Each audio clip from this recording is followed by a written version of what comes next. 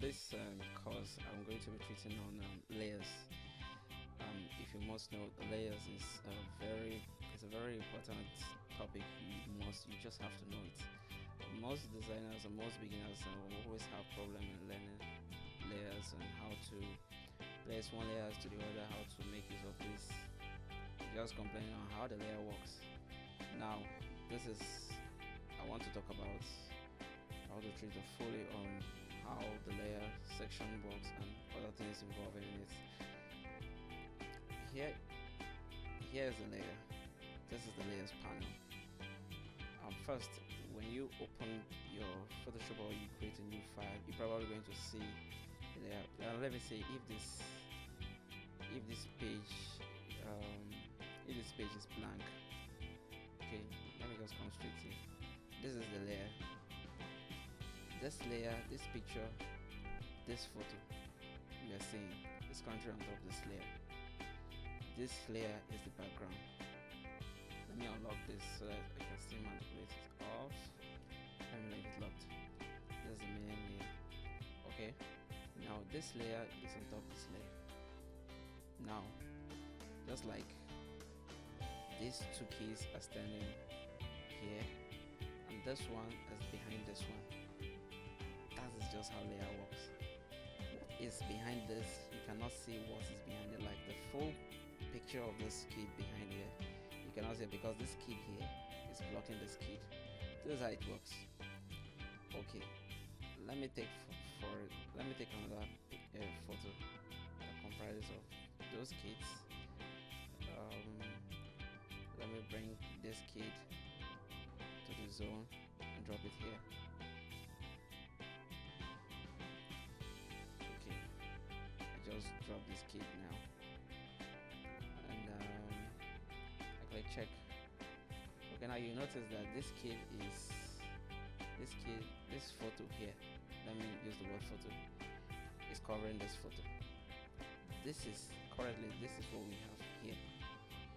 The reason you cannot see this photo is because this one is covering this, and the reason is simple. This layer is above this. This layer is above this. That's this photo is above this other photo, so it's covering it. That's why you cannot see it. So that's just the simple trick about layers. So one layer on top of the other layer, one layer on top of the other layer. So probably if I should come to this kid, or let me not use this photo, let me come to this kid and do some little bit of manipulation. I'm using my pen tool. I'll discuss this in a topic soon. And cut this kid. I want to cut this kid out.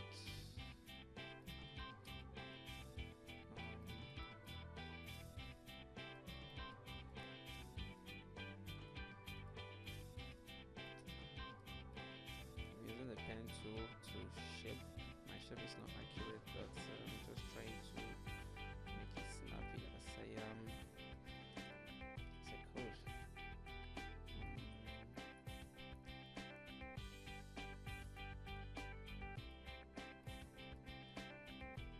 What you got here, you create an anchor point. We just have the shape. Click, right click, make selection, click OK. You come to the magic wand tool, click it. If you're not on this magic, if you're on this tool here, just know that you cannot cut out an object here when it's being highlighted. Only when you're in the market tool, you're in the magic wand tool, or you're in the polygonal lasso tool, or you're in this section, or you're in the marquee tool. This is the marquee tool in general. Okay, so now click on this or this, anyone. You come here, you right click. Once I click copy, you notice this will produce another copy of this young man here. So when I click copy, there is another young man standing here, but you cannot see this other guy here. The reason is this: this same guy here is is still standing here with this guy, with itself, or let me just say, with a duplicated photo. But if I should come to my move tool, click on my move tool, and I'm still on that layer which I just copied. Notice this, you must be on that layer before you can do anything. If I should come here, I click on this layer, and I'm still trying to move this guy, you see nothing is moving because this layer is hidden. The eye is hidden, you cannot see this layer, so I don't know what you're moving. So you come to this layer, you make sure the eye is on, you click on it. Now you move this guy, you notice this guy just shift, we just duplicate this guy. Now don't forget, we're still treating on layers. I just want to show you how this works. Now this layer, this guy now is on top of this guy, which means he, with both the arms and the head, the body, probably let's say the guy is standing here and not here, and this is what you have. Just like this girl is standing behind this girl, this is what you have. So that is just how layer works.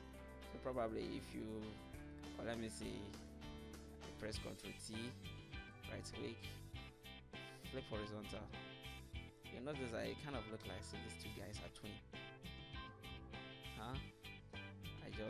It's not magic, it's all manipulation of an object. You just notice that this guy, I see this guy too, but yeah, he's just one of him standing here. So that's just how the layer works. Also, there are still other properties that are being attributed to the layers panel. Probably if you want to make the thumbnails here, currently what I'm having here, you right click on this free empty space here. What I'm having here is the medium size. When you click large, it will be large. When you come to the thumbnail, click small thumbnails. You have a very little thumbnails, and no thumbnails. You won't see any picture here, but the layers will still be indicated here. So what I do, I come to the medium, what I currently have, and also I want to take note of this photo.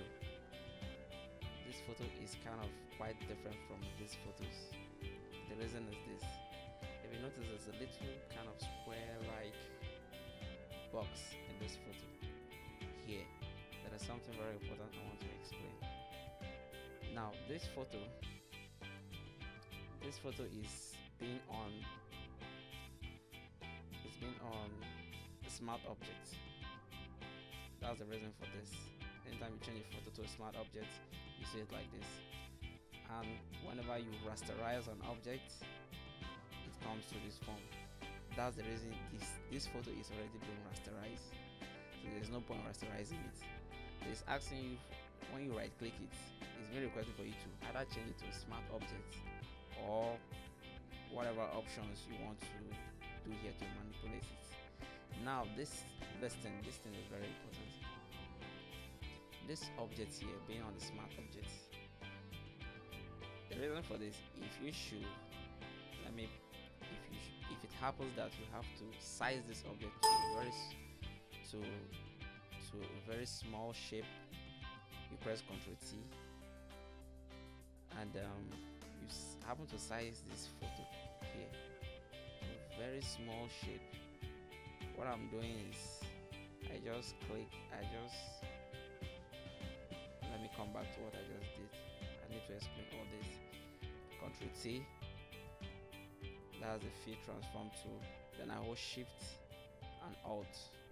Probably you can just do it, size it the way you want, but for it to give you an accurate movement, you hold your Shift and Alt key, and you use your mouse to drag it down. You'll notice that the size still maintains the same height and still the same shape of the original photo. Now after increasing it low, you increase it low, that you zoom low and high. What I'm I'm trying to say is that the quality, no matter how you reduce the size of this picture, the quality still remains the same. The quality still remains the same. Now for this picture here, let me duplicate this photo and hide this layer. Now I come to this photo, I press my Ctrl T and I click and I reduce the size of this photo. Not this guy, remember this is on this layer. Okay, now I reduce the size of this photo. You notice something between these two photos. Do you notice any difference? I will soon show you the difference. The reason is this: after reducing this photo, the pixels, the quality of the pixels don't remain the same. But this one, because of its being on the smart object, the quality still stands the same. Don't forget, we are still treating on layers. So if you click the check mark here, you're on this layer. That's this photo on this layer. You click the check mark here, you zoom out, and let me zoom this to the smallest. You still zoom this one to the smallest. You hit enter or the check mark, the enter key or the check mark. Okay, the quality of this picture still stands because this is still on the smart object. I'll be showing you that in a minute. But this photo, you come here, you click Ctrl T, you try to zoom out. You zoom out. You will notice that the quality of this picture is not the same. Now, this is the guy I just chopped out from this layer. It's kind of being blurrish, and whenever you see a photo being blurrish, probably the quality will still be there, or the quality is not there, or some editor did something to it. Now coming to this layer, we'll have this key here. Let me zoom out and press my Ctrl T and zoom out, and I click hit enter or the check mark. You notice that this photo still maintains its quality. Most designers don't know this. Advanced users know, they already know what I'm talking about. So that's just for the reason for this smart objects and the rasterize layer. So there is still more to that.